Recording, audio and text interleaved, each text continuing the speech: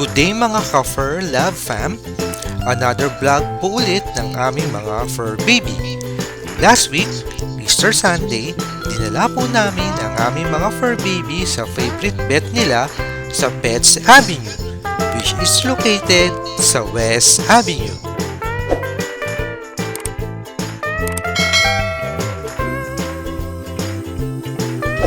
Annual Pro-Heart vaccine ni Mikmik at heartworm test and Pro-Heart vaccine naman si Koji. Si Graham naman ay deworm at anti-tick and flea. Since na hindi pwede isabay ang Pro-Heart vaccine sa deworm at anti-tick and flea, after a week namin binalik sila Mikmik at Koji para sa deworm at anti-tick and flea nila.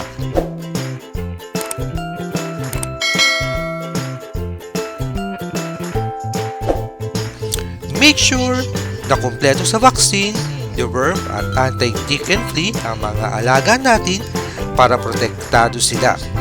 Hanggang sa susunod, mga ka-Fur Love Fam, ingat kayo lagi and stay safe!